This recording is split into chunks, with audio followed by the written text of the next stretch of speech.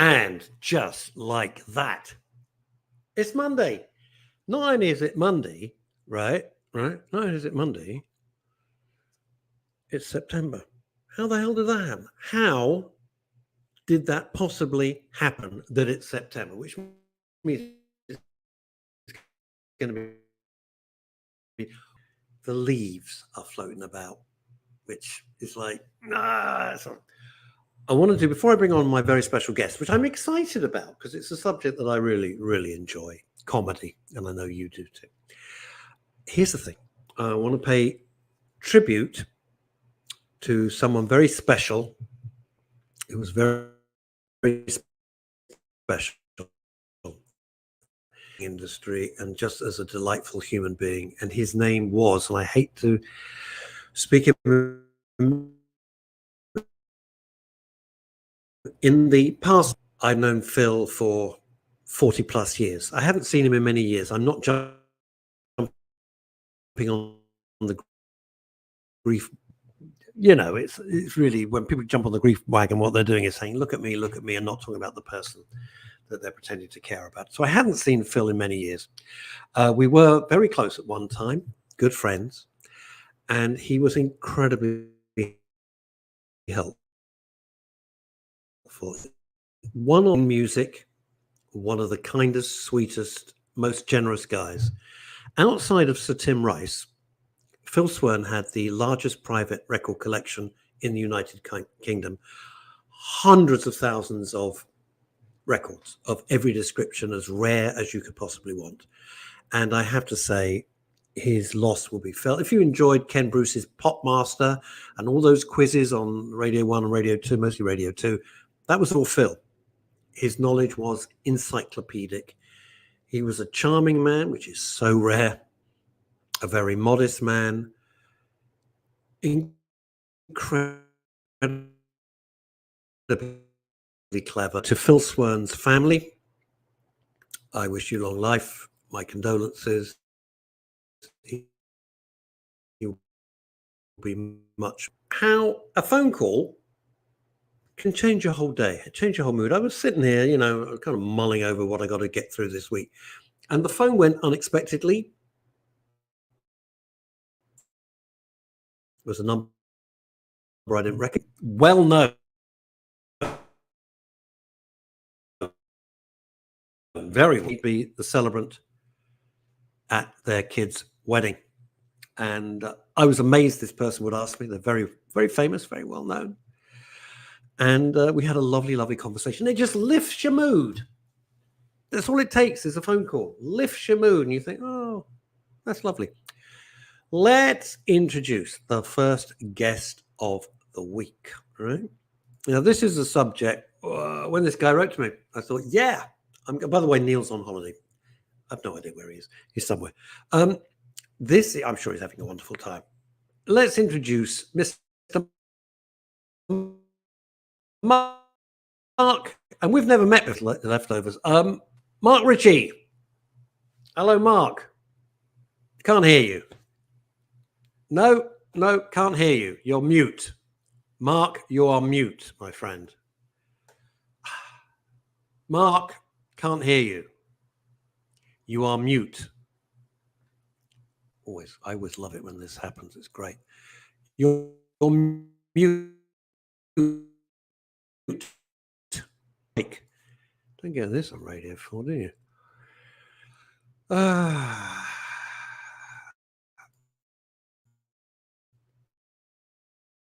Meanwhile, okay. Mark, unmute yourself, please. No, you're mute. I'll take you off. Well, he's mute. He needs to unmute himself. I'm gonna have to send him a message. All right, here we go. Hang on a minute. Mark, unmute your. I don't know what this. There we go. Should we try again? No, nothing. You are mute. Relog in, please. Relog in, please. There we go. I'm going to take him off. Let's see what happens. Okay, so I think it's going very, very well today. Don't you? I think it's going very well today. The system, StreamYard have started. Russ, you need to print some cards with the phrase "you." I need to just hold them up. You're muted. Please unmute yourself. Jesus Christ. And I keep dropping in and out. What can I do? I even have a booster. This is so boring. I even have a booster just a few feet away that was sent by the internet company. There's even a booster there. I have no idea. I really have no idea. You keep dropping in and out. I can't help it. Right. Paul Claridge, what's he saying here? The system has... Right, let's see if we can get him back. Add to stage.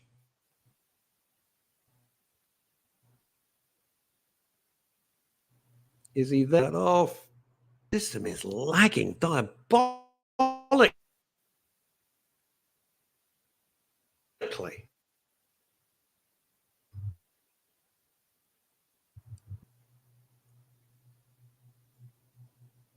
Nothing. Absolutely mute as you like. Not happening. I don't know why. Who can explain why? Driving me mad. Mark, can you hear us?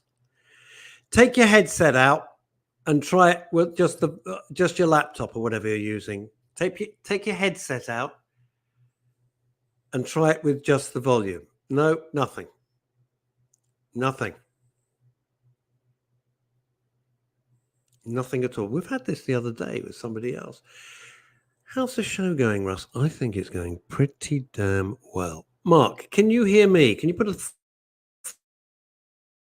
thumbs up if you can hear me? Yeah, Mark can hear me. Right. If you speak into your mic on your thing, we'll be able to hear you. Try that. Just try. You're. This is. Did you say you had a booster seat? Julie voice thing lagging so badly. Did I have a booster seat? I thought, no, I am at 6 foot tall. No, I had a router booster. Is that what they call it? A router booster. Neil. Well, sorry guys, I'm doing everything I can. To me. I'm doing everything I can, and I don't know what else I can do. Right, so that's good, fabulous. Mark, welcome to the show. Finally, can you hear me? How are you? Yes, I'm all right. Yes, I'm definitely all right. Oh, that's marvelous. Okay.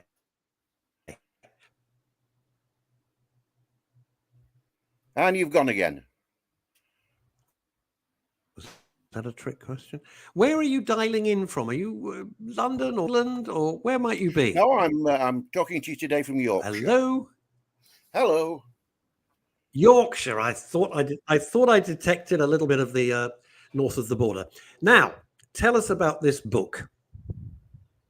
Well, it's my third book, and it's called 100 Heroes of UK Comedy and Me.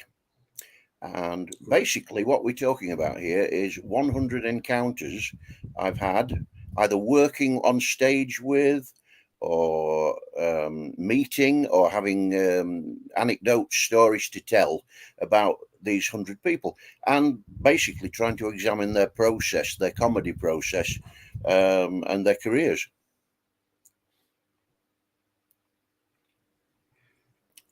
I don't know if you're getting were you an actor, or were you a comedian yourself, or are you a comedian yourself? I'm still working as a professional entertainer today, yes, doing comedy. What does that mean, professional entertainer? You have me intrigued. Well, I do a cabaret act, which I performed on in clubs, holiday parks, cruise ships, theatres, and stuff like that. I'm just a sort of a. What does that entail? What does that entail? Basically, it's Mark. I'm often described as a comedy vocal act. So I sing and tell jokes. Wow. You sing and tell jokes. Oh, okay. Well, I hear you because it's not the greatest of lines. This is your third book, right? Number 3, is that right? It is. The first one was an autobiography, Right. which everyone told me would never sell. Right. Because I was told, I was up at the Edinburgh Fringe a few years ago, Right. and I Me was too. told by the broadcaster Giles Brandreth that the book would never sell. He wished me all the best with it, but he was very nice about it. But he was trying to give me a bit of a reality check, saying, "Well, only sort of famous people can I'm sell sorry. autobiographies." The line, oh bugger this. The line dropped. The line dropped. Who told you this? So I was at the Edinburgh Fringe, and I was talking to Giles Brandreth, who you probably know, and he told me he was very nice about really it. difficult. Who was this person? Because your line dropped as you were telling us who the person was. So who was this? Giles Brandreth. Giles Brandreth. Oh, break him. I think he's a good guy. So, all right. So, and he said it would never sell. Yeah, yeah. And now the first book, which was called Right Place, Wrong Time, is now running into thousands. The print run keeps getting extended and extended. Wow. And we were all very surprised about it. Bravo you. How marvelous. No, fantastic. It is very rare. Anything that sells these days is quite frankly, unless you're Janice Hallett or somebody, it's a miracle. And I understand why Giles Brandreth said to you what he did, because with the greatest respect, you're not a household name. No, that's right. And it seemed to be mainly word of mouth, a lot of it, and social media. Even household names that you think would sell by the bucket load really struggle. They really. Yes, indeed. I don't know if we seem to be completely out of time, out of sync on this interview, don't we, Russ? I'm afraid. You've gone, the screen's just frozen now. I don't know what's happening.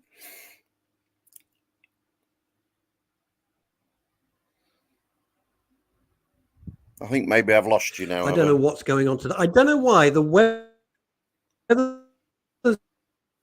gone.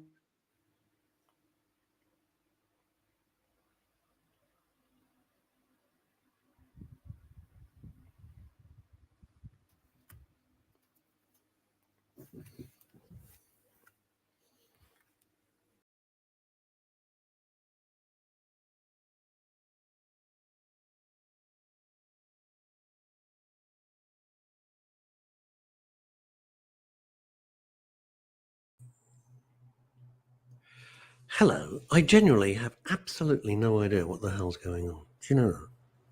It's not a good feeling. It's no, Mark's not his own. I'm on my own now. I don't go. I don't know where Mark's gone.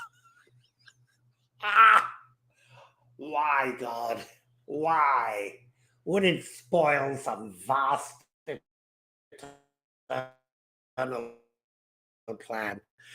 I don't know. So I'm moving like it's like Jason and the Argonaut. Mark, tell us yeah, we want Mark back. I don't know where he's gone. I want Mark back. Come on, Mark.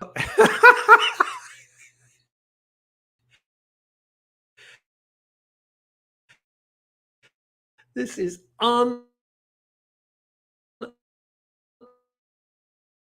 but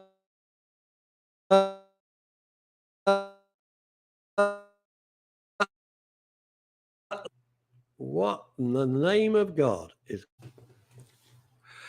Should we try again? No.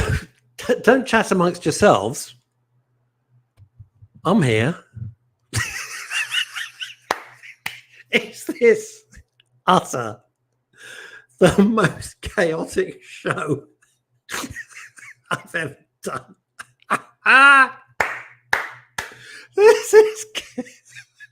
This is killing me. It's just genius. No one knows why we're on our own. Well, no, God's sake, what is this? Russ, forgot your Wi-Fi, use your phone instead. No. I think we're okay. Look, this seems to be working for some untold reason. So God knows, this seems to be working now. Can everybody hear me? Of course you can. Yeah. Right. I like this comment from Kimmy. Come on, Mark, tell us a joke, sing us a song. Mark has disappeared completely. I don't know where the heck he's gone. Shall I email him and try and get him to come back? What do you think? Do they have they've probably got email up in Yorkshire, haven't they? It's absolutely fantastic. What have we got here? This is from Paul Clarence. Russ. I've forgotten how Paul talks, actually. Russ, we can hear Mark perfectly. Your Wi-Fi like it's on.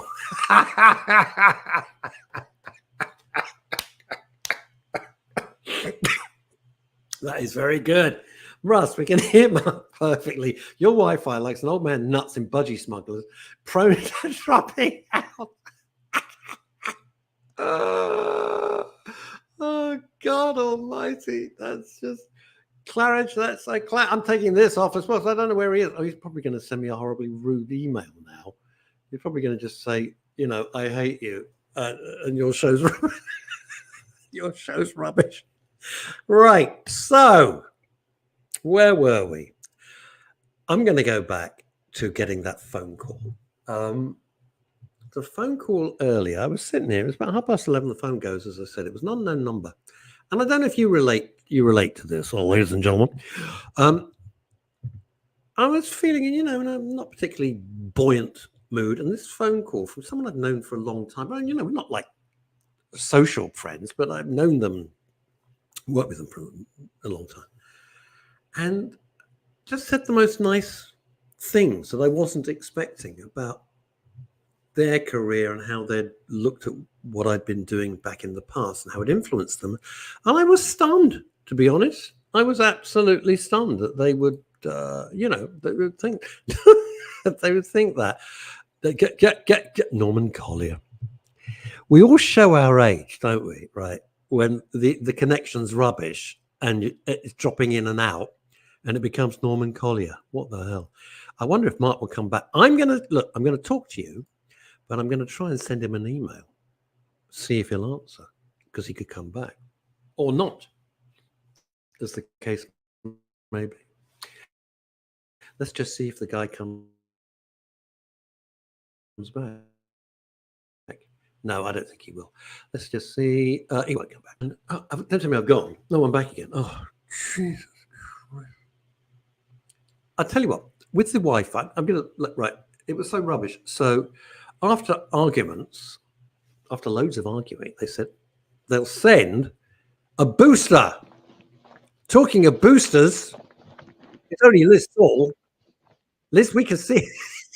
What's going to go wrong now? We don't know. I'm just going to go and shoot myself. Have you had a phone call or something like that? She's back again. In and out like a fiddler. In and out like a fiddler's elbow here. In and out like a fiddler's elbow. Hello. Oh, thank Christ. Strangely, though, I can't hear anything. Let me have a look at my settings. Don't use. There we go. Okay, gang. It's been lovely knowing you. Lost our guest, which I've been waiting for weeks. Oh no. Oh yeah, no, he's gone. Oh. He's gone. Oh, Mark. Yeah, he seemed to be muted when I looked earlier. Oh, no, he unmute. So then I suggested, God, this is so boring. Take out your earphones and use the speaker mic on your laptop, and then it all got too much. It all went to crap, basically, and it wasn't good to start with. I'm going out on a limb here, and this is a wild guess. Call me Wincy Willis, if you will. Yes. Is it raining? Yes, it is. Oh, I am like a psychic. I know. So, it's me, sort of a grunge version of Little Red Riding Hood, just for the moment. I go somewhere dry. I thought, yes. This is good. But it looks good. It looks good, and I What, have the to agree grunge with. version of Little Red Riding Hood? Yeah, Looks you're good. like the Nirvana of Little Red Riding Hood. Liz yet again saves the day. Yes, thank God for Liz Saul. That's what I say. Oh, bless you.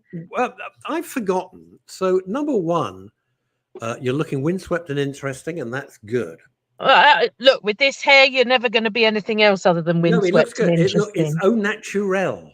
That's what we Yes. say. It's au naturel. I didn't even. Yeah, that's the one. Which is your French for curly. So anyway, where's Neil Longie Long gone? Well, Neil I've lost the plot with him. Neil and Ken are on their holidays Together. so they're getting. Are they a couple? I've always suspected they might have been. Are they like romantically linked? No, I don't think so. But there could be some bizarre menage a trois going on. But we won't get into that on lunchtime radio. So no. I think suddenly everyone's ears have just pricked up, if I may use the word prick, following menage a trois. I mean, Ken, a fine figure of a man. I can understand why Neil would, switch sides and want to be with him. It could happen. Yes. Not on my watch. Anyway, so they're So yes, they're on holiday. Well, they're on holiday at Shay Longie Hole, so his caravan. Oh, they're down in Hailing Island. They are indeed. Where, as you know, it's wonderful, but the signal is crap. The signal here is rubbish as well. Here's the thing, right? Where are you? You look like you're in a conference room. I am. I'm always in a conference room. I'm in a conference with myself. I'm handing myself my P45. I've just given myself a review of the last 6 months' progress, and I just made myself redundant. It's all that's terrible. Very, very well. I've given myself a huge payout. Obviously, I've taken early redundancy. Okay. I can't see the appeal. Let me ask you this, right? Mm. You're down in Hailing Island. The wind's blowing in like God only knows. It's pissing down with rain. You can't get a signal or anything. Where's the pleasure?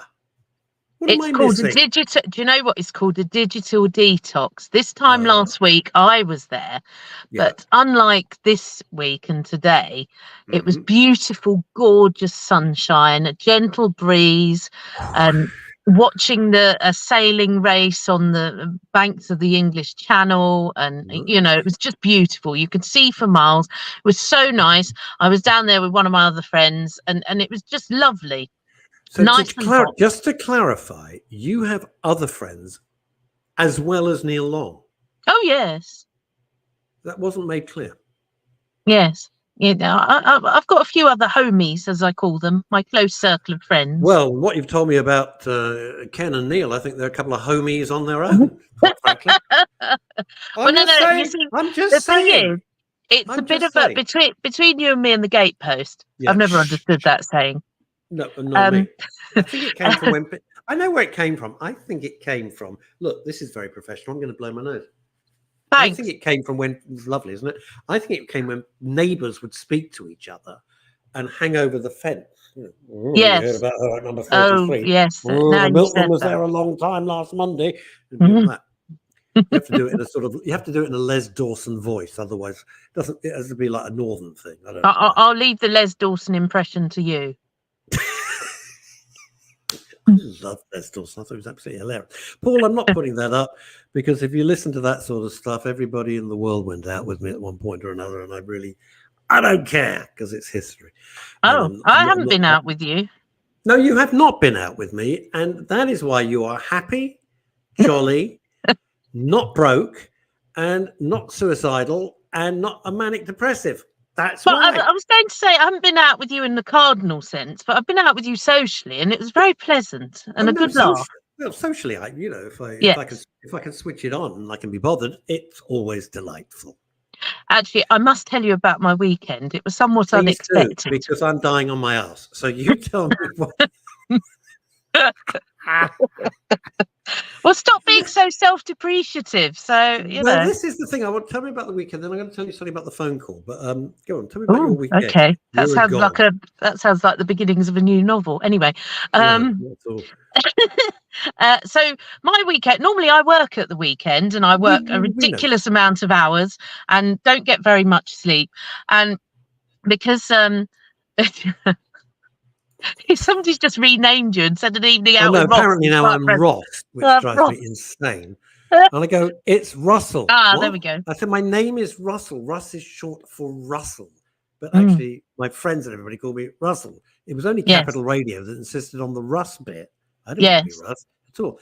Anyway, I mean, you could have ended up being called Leaves, so just count yourself lucky. So called what? Leaves. Oh, because of the rustling leaves. Yeah. A sort of autumnal gag there. There you go. Yes. Jeez. Although it's the meteorological autumn now, actual equinox autumn doesn't start till something like the 21st. The autumn equinox is in a couple of weeks' time. Are you on drugs? Well, were you on drugs? I don't know what you're talking about here. But suddenly you're Sean Lloyd. Without the fringe. Do you know what? In my day job, which I've just finished for the day because I've been up since stupid o'clock, we do have to do a weather forecast at the end of the bulletin. So, I'd love to do that. Yes, and actually, what was quite spooky. I just do. It's going to be shit. And I don't. Yeah, you can't say that on the radio. Oh, I would. That would be great. You know, yes. coming in from Dogger and Pharaoh. And no, it's just going to be shit. And that would be it. And everyone would go, okay, we take an umbrella. They'd get it. That's the point. Right, what was interesting, though, I was just very briefly on my weather app, it said it's going to start, it was very precise, it's going to start raining at 11:45. So I said this out loud to my news editor. And when, lo and behold, it did start raining at 11:45, he was like, Liz, you're magic.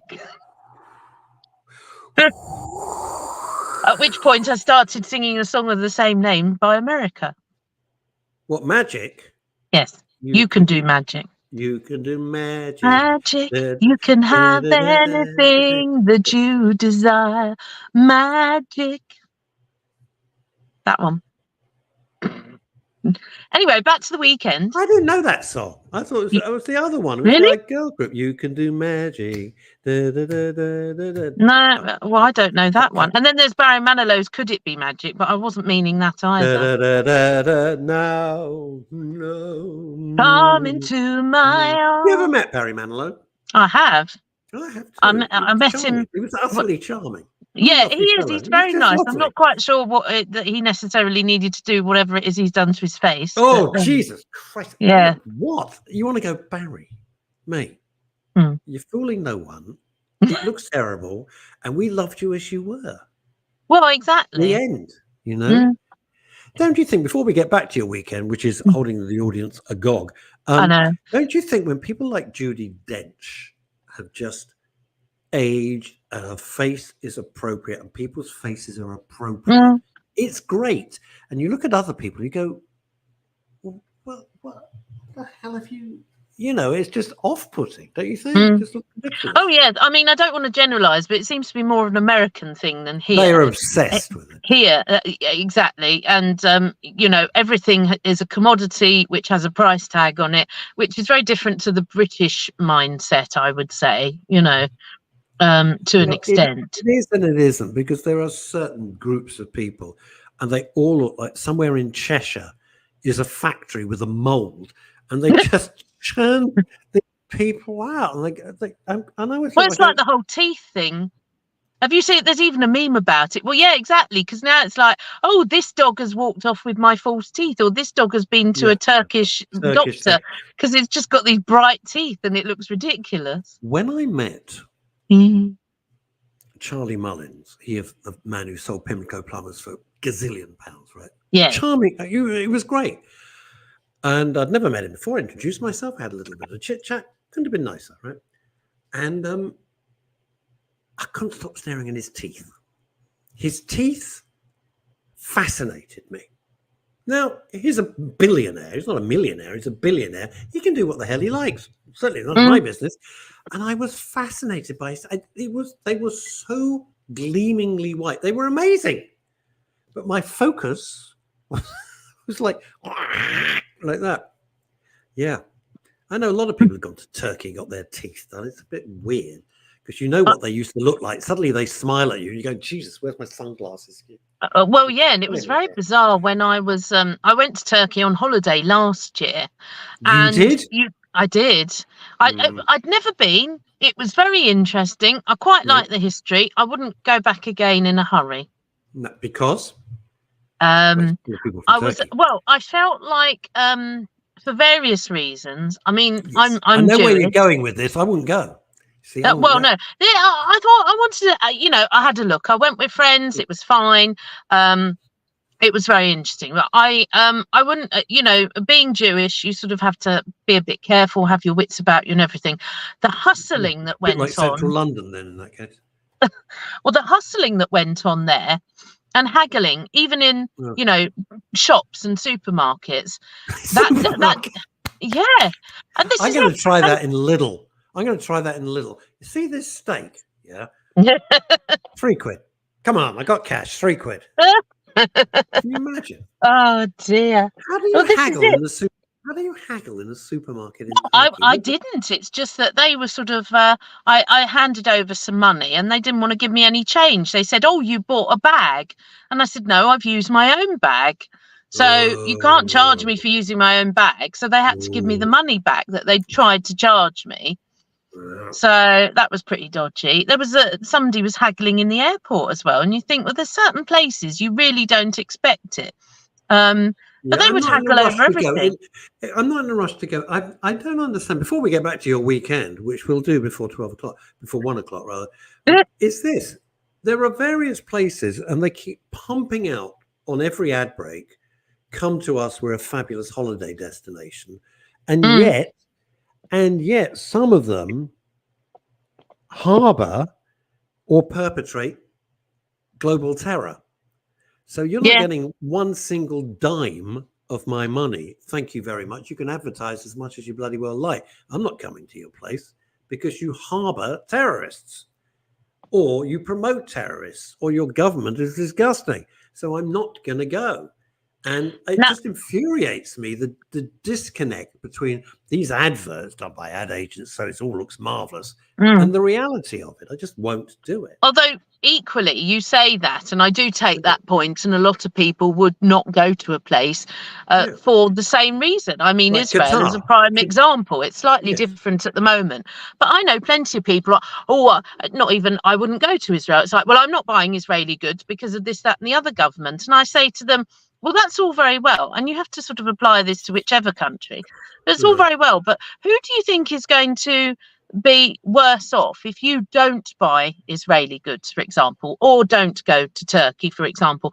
It's not going to be the government. They couldn't give a hoot. It's going to be the ordinary people who run that hotel or B&B, or who are those farmers in the fields and exporting their oranges and things like that. It's not going to be the government. They don't give a shit. Quite frankly, it's the government. They don't care. They're lining their pockets anyway with absolute vast fortunes. So there you go. Right. Your weekend. My weekend. Very exciting. I actually had a day off. I was supposed to be DJing Saturday night, but that didn't come about in the end. And then some friends of mine. DJing, by the way. That's you. Okay. Well, I was at work Saturday, just for a change. I had the day off. Wow, I had yesterday off work. That never happened. Wow. So that was the first exciting thing. But Saturday, I was up as usual at 5 o'clock to go to work. Have to be start at 6:15 and all the rest of it. After work, I went and met some friends for lunch, and that's very nice, very pleasant. More friends. A plethora of pals. These ladies are friends with my mum as well, so it was also nice to catch up in that way. So so that was very pleasant and very lovely. I have, newsflash, finally moved into my house. The renovations have finished. The house has been moved in. That's marvellous. Well done, you. Yes. It's been renovations finally finished. Well, yes, they finished the renovations about 5:10 on Friday. And you know, when you're kind of, they threatened to come back Saturday morning, and you're thinking, I'm just going to keep out the way. I've got so many boxes to unpack. So yes, renovations are done, and now I'm unpacking boxes. Oh, horrible. Yes, horrible. it's a relief. Do you know what? It's still very bittersweet, as I think I've mentioned before, because the whole reason it's come about and everything is, my mum is not around physically anymore. And it would have been nice because it was something she and I discussed, that I was going to move back nearer to London and everything else. And I know she's around in spirit, and I know she's very pleased as well, but it's not quite the same. And there's still, as I say, how do you know she's very pleased? Give because comfort to people. A lot of people believe this, so give comfort. She just, I know she's around in spirit, because I'll hear her come out with things, and it's not sort of stock phrases that I've heard before from her. It's just stuff. It's her tone. It's her voice. It's, oh yeah, that's it. And you hear or sometimes it in she'll your head. do things. Yeah, you hear it in your head. Yes, wow. You hear it in your head, or even something. We have this joke about parking angels. I was out on Saturday night, part of this weekend, met up with a group of friends. I know another group of friends. Saturday night in Maidenhead, went out with a group of friends there for someone's birthday. If you're on my socials, on Faceache in particular, you'll see some of the pictures that were allowed. Faceache. I'm still on Friends Reunited. Oh God. Oh dear. Yeah, so I think with Friends Reunited, if anyone's old enough to remember Friends Reunited, it was the precursor before Zuckerberg invented Facebook. And I think if I get this wrong, I apologize. I think they were offered, when it was a successful thing, it was doing well because it was the only kind of thing in its course. And I think they were offered a lot of money. And they refused, thinking, well, no, we'll grow the business, which is, you have, when you're in a nascent state, you think, well, either I can grow the business and sell it on for more later, or we'll take our hit now and get out of Dodge. And thank you very much. Anyway, I think they decided to stay. And of course, Facebook came along, and it was worth infinitely less than they'd been offered. I think it was a shame, because they were way ahead of the curve, and bless them for doing that. They were, they were prescient in doing that. Oh yes. Yeah. Although also it because sort of people were getting back in touch from back in the day, and there seemed to be a lot of illicit affairs going on as a result. What are you looking at me for Christ's sake? What's MySpace? Paul, you are psychic. I can't think of MySpace. Oh yeah, MySpace. That was to do with bands, wasn't it? They had a place to. Yeah, that was a kind of music based. Yeah. Who would have ever thought, before we get back to your whirly gig of a weekend, who would have ever thought that these social media things, which started off as just really connecting with your school friends, Friends Reunited was really from you wanted to catch up with your school pals, now 20 years on or whatever it was, they would be controlling so much of the world's narrative. It is, if you'd have said 20 years ago, this is the influence of Twitter, this is the influence of Instagram, this is the influence of Facebook, you'd gone, I think you've been smoking something you shouldn't have. And now, now they're more powerful than many governments. There's no two ways about it. They are. They control. Yes, certainly the influence. The trouble is the narrative is very subjective. People spout things, and it's not always true. Not always true. It's never true. It's that we don't have news, we have propaganda. Are you affected by that? I'm going to ask you a really hard question. Right? You do the news. You are I know we take the piss out of each other, but you're a seasoned, proper BBC professional, which I'm not a BBC professional. I've been on the BBC a million times, but not like you. I was going to say, but you're very serious. They wouldn't keep having you back. But they insist. But you take it very seriously. Have you ever been given a story, and don't answer if you don't want to, and you go, I not only know this not to be true, or I feel this not to be true, or I think this is propaganda, and you said, I'm not reading it out. Do you have that wiggle room or not? I have that editorial control, yes. Okay. Because I was trying to think of the proper phrase. Yeah. I came up with wiggle room. That's why you're not a serious news journalist. And I've never wanted people to say, oh, you're a journalist. I've never wanted to be a journalist ever. No. I write all the time, but I'm not a journalist. I have no interest. I do, interestingly, I do like it because, I said outside of work, I get called Scary Liz. There was a hilarious thing on the breakfast show this morning, the job I was doing. Yes, I am broadcasting from my car. Yeah, because we never stop. And Right. if you missed the beginning, because I was walking out the building and in the rain, and I didn't want to be in the rain. So Graham's in Spain, drinking sangria and a sun lounger, and you're getting soaked, and I'm looking at the rain falling. But yeah, on the breakfast show this morning, it was quite hilarious because we were talking about walk-on music, and the reason for this is the BBC Local Radio. It is the season for the BBC Make a Difference Awards, which actually is a very nice thing. I don't know what that is. What is that? I'm about to explain. Thank you very much.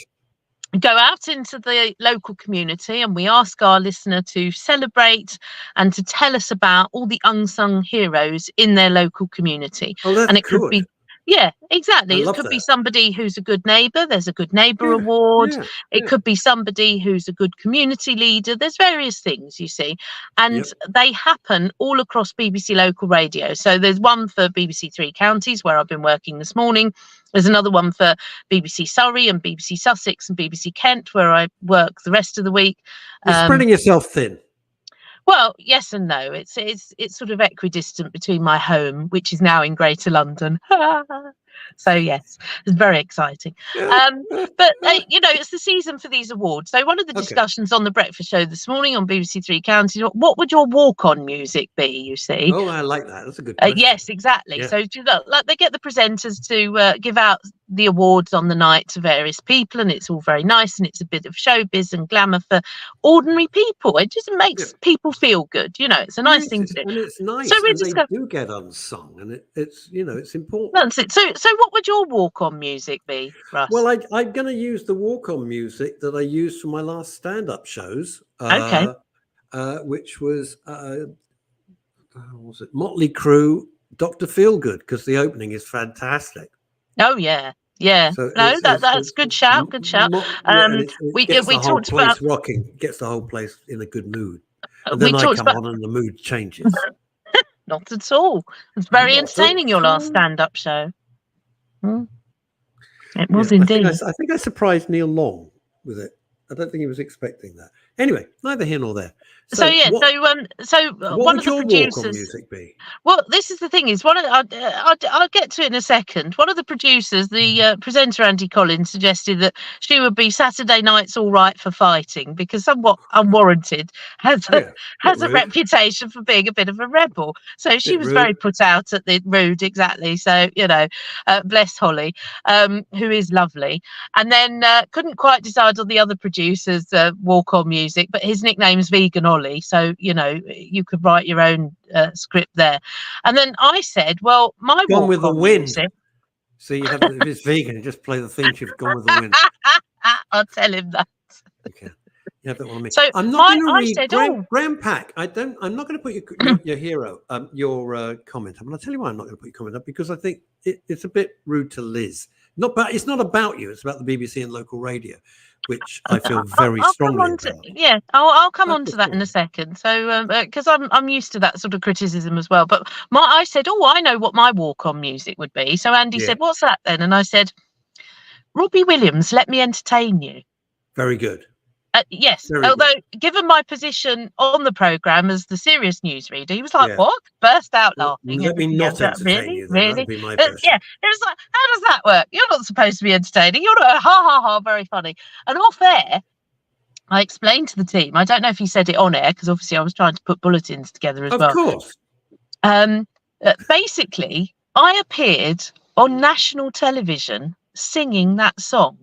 Oh, my God. And that's one of the reasons why. Well, I was I sing, and I used to enter a lot of competitions when I wasn't working like the Clappers, and I did various competitions, and I won a couple of competitions, in pubs and things like this. You had 25 quid and a bottle of champagne or whatever and stuff like that. It'll do. One of the things I'm looking in the trade rags, and they were advertised that come along to this audition for a TV programme. Now, this is much before things like Britain's Got Talent. Although I had an audition for that and told I was not interesting enough in my backstory, but there you go. Jesus. And you see the acts who win, you never hear from them again. Yeah, that's it. Whereas me, I'm still around like a bad smell. I'm still here.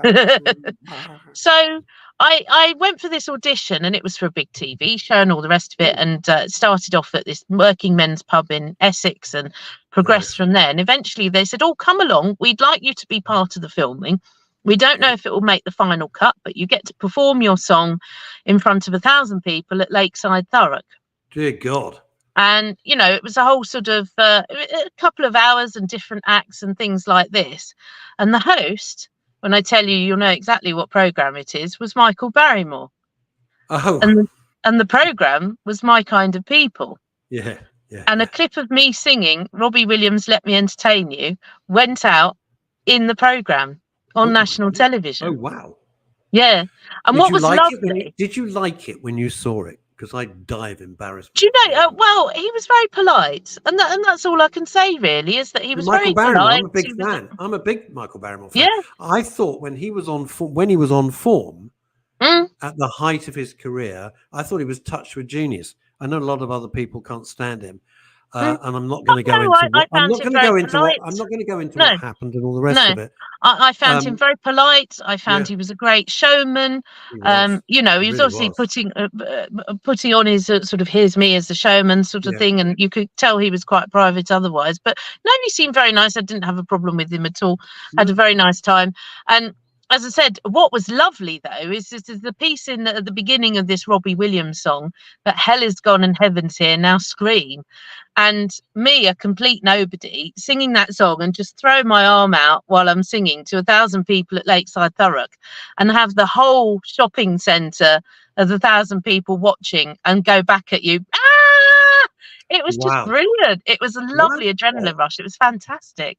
And I said, what was even nicer is they then did use about 10-second clip on the television. So what's that got to do with your weekend? Well, it was the unexpected. You know, we're talking about unexpected and walk-on music and everything else, you see. You told me you were dying on your arse, so I'm coming up with all sorts of tangents for you. The tech, isn't it funny how the tech now is... It'll now completely F up, but it's now perfect. It's been perfect for the last sort of 40 minutes. It's been absolutely great. Just when we had the chap on, Mark Ritchie, it was impossible. I don't know what was going on. Absolutely. No, I don't. So my weekend, and here's the thing, you see, is I've been around for a while. I'd never admit to what my real age is, because that's a woman's prerogative. 34. Exactly. And at the weekend, as I said, I was up early for work. I was up at 5. I was at work by 6:15, all the rest of it. I went for lunch with friends, mum's friends. Then I went back to my house. Another friend came over because it was like they can How many friends have you got? Jesus, what's going on? Oh, at least 4. Oh, okay. Fair. 4 more than me. Might be 6. Oh, yeah. No, don't count. Sorry. Yeah. So yet another friend arrived. Yes, and actually, I roped him into putting rubbish out for me because I was emptying boxes and that sort of thing. So that was great.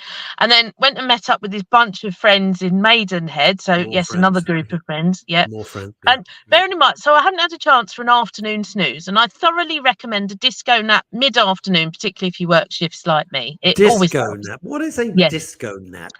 It's a snooze of less than an hour just to rejuice yourself. Why is it called a disco nap? Because then you're ready to disco again. You see, I'm so young. I have so much to learn. It was, I'm thinking, you know, I call them, I love it when people, just taking a power nap. And they power nap. Grandma snooze is another way of saying it. So. That'll be me. Sometimes I just go, I think I've just got to lay down. I'll be up in 20 minutes. Boom, I'm gone. Yeah. That's it. I wake up, pitch black, don't know where the hell I am. I hate that, especially when I'm driving. No, I'm kidding. Oh, no. No, don't. Oh, dear. Anyway, so bearing in mind I've been up since stupid o'clock, I was doing quite well. And we went to see a local band play as well after as part of the birthday shenanigans, and it was really good. Enjoyed it. Got to about 11:30. And I thought, do you know what? I don't feel that tired, but I'll be sensible. I'll start to make my way home because I'm sure by the time I get home, I'll be quite tired. You'll be tired, yes. Yeah. And and I'd had a lovely evening. It was so nice to catch up with all sorts of people. And always quit while you're ahead. While you're ahead. Precisely. So I did that. Set off for home. Another friend rings up. I'm near your new house, kind I'm of drowning thing. in friends here. Liz's friends, not You mine. said about Friends Reunited, yeah. Oh, And yeah, so it's like, I'm near your new house. Do you want to come out for a late drink? And I was like, oh, okay then. So I went and met this other friend for a late drink, and that was very good. A late drink where everything's shut? Where do you? Well, no, because if you're in go? Greater London, it's 24/7, isn't it? Exactly. So yeah. Okay. And even growing up in the burbs, as I did in North London, it only took for one person to belong to a snooker hall, and you could sit in there till about 4 a.m. with an orange juice. So where did you go for your late drink? Richmond area. The where? Richmond area. I don't know Richmond very well. I don't know it at all. Southwest London, darling. No, I know where it is. I mean, I don't. No, I know Richmond. I mean, I'm not familiar with where I would go in. So I don't. Yes. Know. I don't know. Right, carry on. So that was your weekend. Yeah, so I went and had a late drink and everything, and got chatting because I hadn't seen this person for ages either, to catch up, and oh yes, and what are you doing, and oh, did you know, and as you do. Before we know it, it's about 2:30 in the morning. Blimey. And so I thought, I better go home. Yeah. And I suddenly thought to myself, I'm nearly seeing 3 5 o'clocks in a day. I hadn't been to bed. So I've managed to clock up at least 22 hours and without a nap or anything. Wow. And it was just beautiful. It was lovely. Oh, thank God I'd taken Sunday off for another reason, and I kept that day off in the end. So that is a weekend and a half. Yeah. Bravo you. And then Sunday was no different. I was up again by 8 because moving the last of my things into my house. Then I had another a whirly gig, isn't it? Yes, I had another friend come over for lunch. Jeez. Mm. Where did you start? Are you on like Rent a Friend? Is there some new system you can just go on? No, they just find me. I'm actually very choosy about my friends. I talk about these people, but my inner circle, I'm very choosy. Yeah, you got to be. You absolutely got to. I didn't have any disco naps. None at all. That's the thing. None. The whole weekend, I haven't had 22 anything. hours straight through. She's like Liam Gallagher. Oh, no. No. Are you interested? Yes, and in amongst all those things, I did not sit around trying to get tickets. No, not interested. No, I'm no interest at all. Well, quite clearly, I have better things to do. Here's my view on this, and I say this about Taylor Swift, and I say this about Oasis, right? Mm. Personally, I have zero interest in either of the acts. That don't interest me. However, I think it's really nasty and cheap for everybody to be so snarky about it. There are millions of people who absolutely loved Oasis. They had some nice tunes. Yeah. And one of them is very special to me because it was the exit music, as we now call it as a celebrant, for my late wife, as it so happens. So now, I don't. What was that song? I'm not going to get into it. Okay. And I thought, okay. So the thing is that people are so rude and sarcastic. If people it's doing you no harm. I don't mean you, Liz. I mean, it's doing people no harm. Oasis say they're coming back, and I go, okay, they need the money, or they're going to absolutely rinse it. They're going to make millions out of this.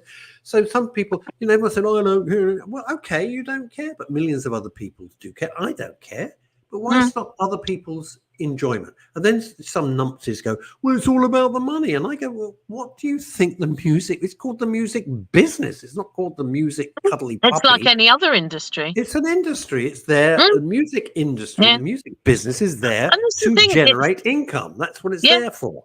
And it's also about supply and demand, and it's very subjective because I don't much care for Oasis, but equally I really like Eurovision. And what was quite funny is that when people were complaining about being in the queue, it was like, yes, now you know how we feel like when we're trying to get Eurovision tickets. Various memes along that line.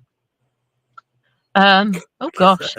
Kimmy Lashmar. I heard someone got 2 Oasis tickets, happy to swap them for a 2-bed apartment in Tenerife.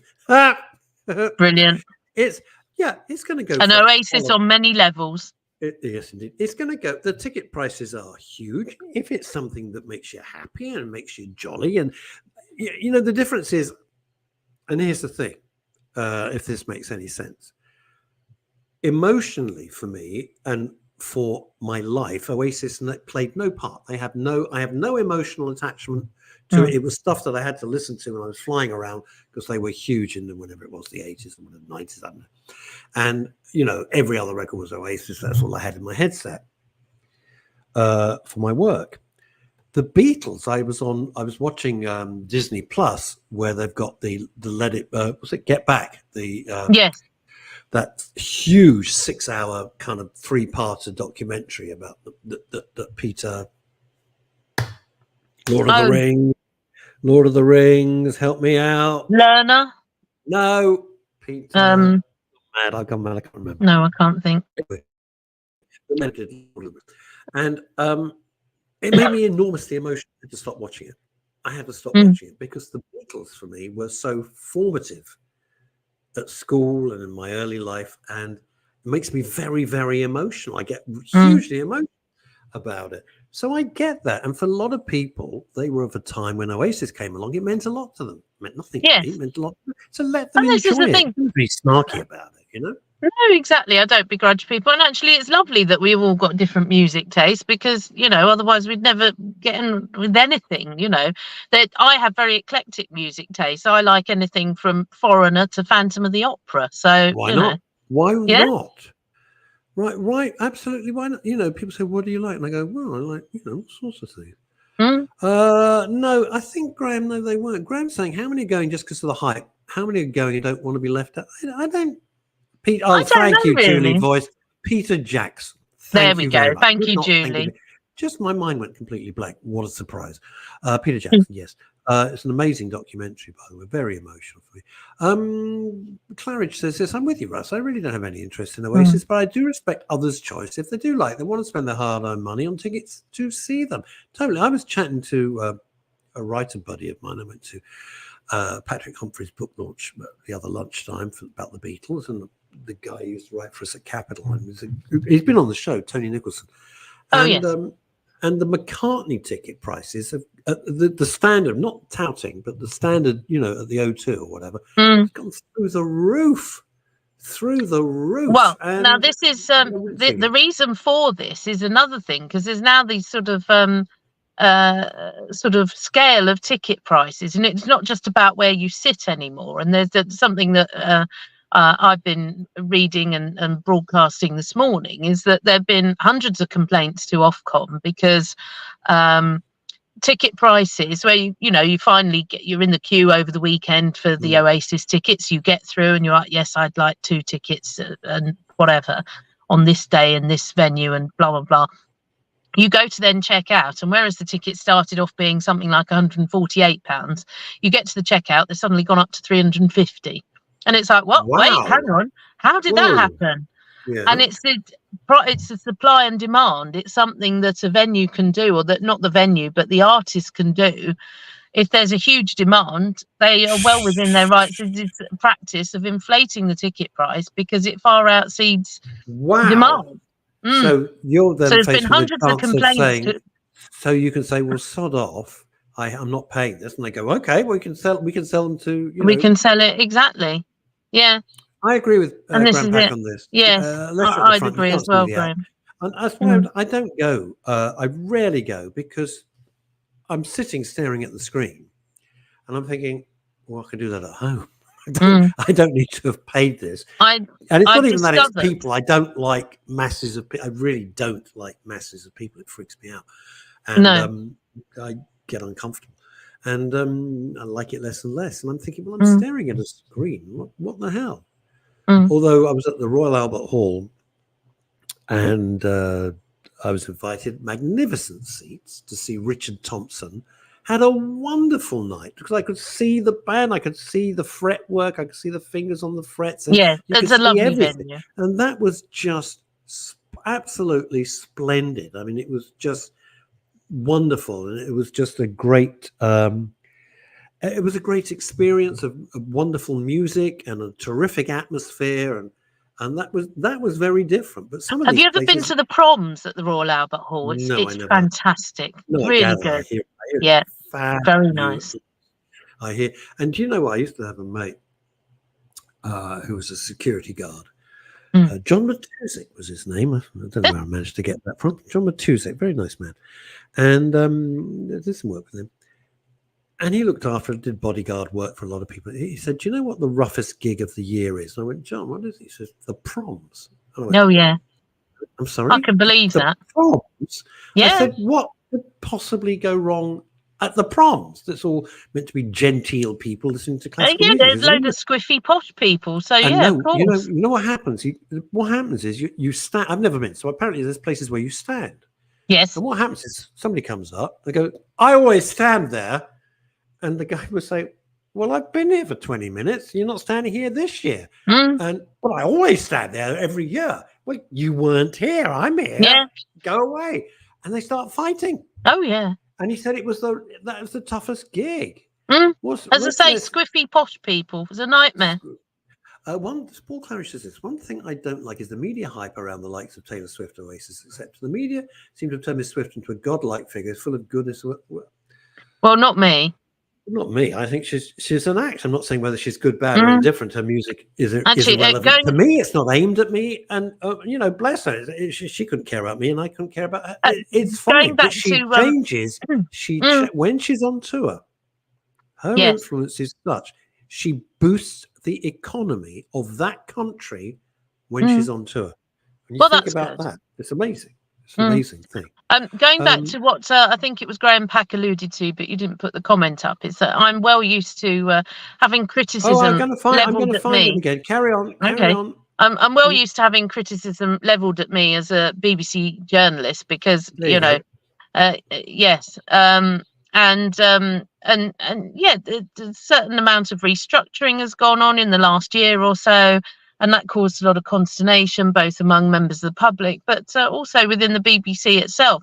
The best example I can give you is that because there are 26,000 people, give or take, that work for the BBC worldwide. And, Is that all? I thought it was much. I actually thought it was much more. Yeah, no, it's not at all.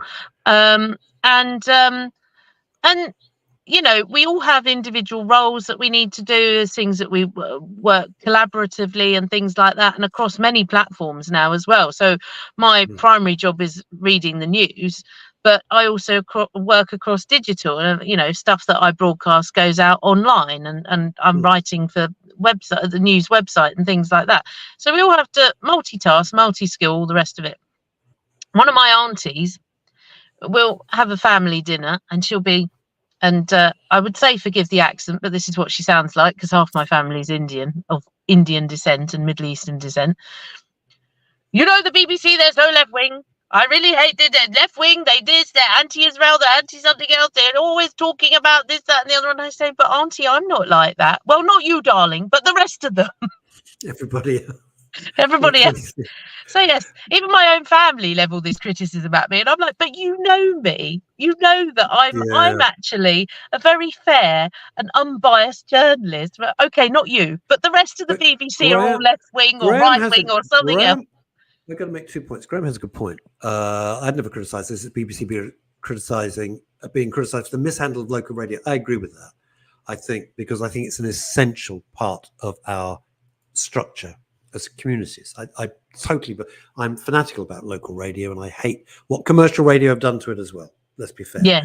And the other thing is, when you're sitting in the BBC or in Talk or any of these places, what is fascinating when you read, and with my chums that I'm working with, and they're reading out some of the comments privately to me in the breaks, either they're being accused of being left wing in the same show, they're also being accused of being right wing. Yeah. And it's like, well, you're never going to please everybody. I have my own views, and I'm not going to bang on about it now because it's late in the show. I think certain parts of the BBC News is disgraceful, and some of it is right. But I think it's the interpretation, and I wish it was news, not propaganda. You're a news person. You don't do propaganda. But so many of it online, the way the headline is constructed, and as a writer, I see it instantly, as everyone should. You think you're pushing an agenda here. You're not, instead of using the word murdered, you're, using the word deceased. No, some people are murdered, but because it doesn't fit the agenda, you will do everything you can. You've got to report it, but you don't want to upset the apple cart. So you'll put it in words as if they died of the plague, or they died of flu, or they got run over by a car. No, they didn't. They were murdered. It's a very interesting narrative around how you would describe somebody who's died, and it's very subjective as well. Like all of these things are, but there's certain there's sort of certain words and phrases that you'd say. So, for example, Hamas is a proscribed terrorist organization. Correct. And from time to time, you are expected during the course of your bulletins and your articles and your whatever to remind people of that fact. Equally, the occupied territories. There's a very inflammatory language, but again, if you look on the UK government website, that's there. So it's like, right, we're citing that as our source, and that's what you have to say from time to time again as well. Okay. So there's certain directives and stuff like that. But something like if somebody's died, I have no problem at all in saying, if we've got something like local that I did over the weekend, so and so, a 40-year-old man has died in a collision on the M1 or wherever it was. Okay. I don't remember. But, there's some people, some fellow journalists, oh no, you can't say the word died. Why? What? Why? Why? Exactly. Who are you offending? No. It might upset someone. And I was everything life and death. You can't be, Liz, it's ridiculous. This is the and then I bullshit. said to them, this well, what would you say? I said to them, well, what would you say? They've died. Yeah, I said, what would you say instead? Oh, you say they've passed away. They haven't passed away. You die in a car crash. You don't pass away in a car crash. No, but then the flip side is the only time, serious. And I think of many funerals I do. I'm conducting another one this week. If somebody has had a long illness, they're at home or they're in a hospice or whatever, it's not bad to say they passed away. I use the word passed away during a funeral service. I'm not giving the news. If someone's been killed in a car crash, they died in a car. They didn't pass away in a car crash. No, exactly. What, but on the flip side, did they fall asleep? On the flip side, on the flip side, there's somebody else also works for the BBC. Oh no, you can't use the word passed away. It sounds too feeble. You have to be factual. You have to say died. So. Well, it is, and the guidelines are very. Paul Claridge says this. Thank you for your time, by the way, Liz, because we're running way over. It's very kind of you. What didn't help the BBC when they planned the changes to local radio was they didn't listen or speak to the listeners. Okay, you can answer this because I'm in no position to. Myself and others were booked to go head-to-head with Mr. Horton last year. I don't know who Mr. Horton is, on 2 different stations. He agreed to do it, but then refused to speak with us minutes before the shows went on air. That's Paul Claridge with his experience. Now, I know Jason Horton. He's a very decent man in a very difficult position. He's head of local radio and, very high up in the BBC. He's in a very difficult position, and I would not be in his position for love nor money. And I can't vouch and answer for him as to the reasons why he wasn't able to go ahead at the last minute. But there were some very odd, the whole process was slightly strange. For example, I requested a transfer because I wanted to be nearer home. I was working at BBC Radio Manchester, before COVID really kicked in. I was spending more and more time down here because my mum wasn't very well, so I needed to be with her. You have your priorities, and they had, various people had said, not Jason, I might add, said that I could request a transfer, but then actually trying to get that transfer while I was under risk of redundancy was now impossible. And I ended up, having to sort of sort it all out myself and organising to get my job, a staff job to London on my own merit and still be within the BBC. But what was very odd about the whole process is when they came to restructuring in terms of presenters and regional programming and this sort of thing, it was very much sort of, if you're a presenter who's staff, that's all very well. You can reapply for your own job. But if you're on a freelance contract, so, you don't have, you're not staff or anything like that, people who are staff get priority in terms of being able to reapply for their jobs. So it meant that because local radio does rely a lot on freelance presenters and self-employed presenters, there were a whole raft of presenters who suddenly disappeared for no apparent reason, as far as the public was concerned, because they weren't allowed to even apply for their own jobs again. And nobody could, and still nobody can quite understand that at all. It was very, very strange. I think when I always say defund the BBC, which you and I have talked about, I think it would stand on its own on a subscription basis, same as everybody else.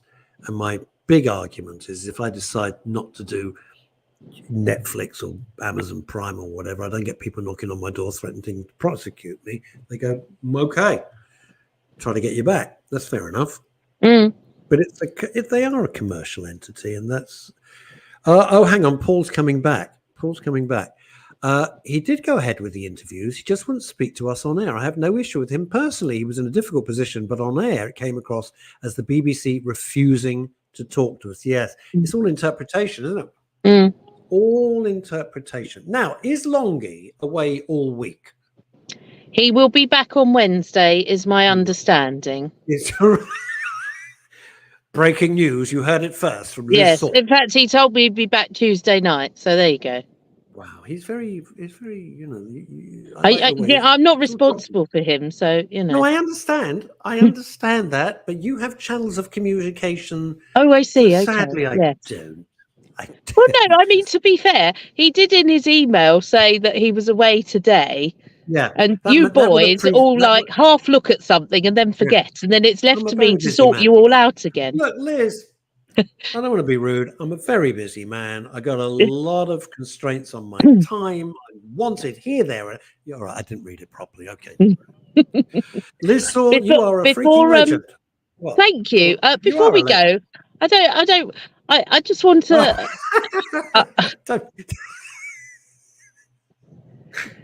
Probably. I don't think he's heard that news yet. There's no signal down there to tell him. Graham, that's very good. That's very good. By the way, all the government are going to do is make criminals billions of pounds. It's guaranteed. Oh, dear. It'll all go underground. I must, before we finish up for the day, I want to just mention a very dear friend of mine who died somewhat unexpectedly yesterday afternoon, and her name's Jenny Dunn. She is a force of nature in the West Midlands. Everybody knew Jenny. Either because of her links to, she was very heavily involved in the local Conservative Party Association. She was 30 years senior police officer in the West Midlands Police Constabulary. Wow. Okay. And Auntie Liz. Actually, I'm Auntie Scary to my nieces and nephews, but that's another story. But yes, and speaking of aunties, Jenny was, she knew all sorts of people. She was very heavily involved with charity and fundraising for the Royal British Legion every year. As I said, she knew all sorts of people throughout all different things that she was involved with in the West Midlands. She died somewhat unexpectedly, and we're all still in shock about it. But I just wanted to take this moment to say, God bless Rocker Jenny, as Neil called her, because she liked her rock music as well. And rest in peace. It's interesting because you didn't hear the opening of the show. I'm not sure anybody did, actually, where I paid tribute to Phil Swern, who died a couple of days ago, who I knew at the time knew very, very well. And so we've topped it with Phil Swern. We've ended it with Jenny Dunn. So I think that is a full circle. There we are. So our condolences to their families, as I said at the front end of the program. Liz, thank you so much. I'm going to try and end this stream now, and I guarantee it won't work. In which case, could you press the button? Don't ask me what's gone on. Well, the devil has inhabited my. If you can't, it'll have to wait till I get back home. No, I can't do it. Holy God, I can't do it. Hang on. It's incredible. I can't end the stream. It's unbelievable. Anyway, bye-bye, everybody. That it's fantastic, isn't it? I don't want to be broadcasting because you'll be looking at. Oh, I don't know what the hell. I can't. No, it won't work. This is some new glitch. It's unbelievable, isn't it? How embarrassing. Lizzie's going to try and press a button. Failing that, I'll be here for the next 17 hours. Wow. Can't do it. Isn't that weird? Can't do it.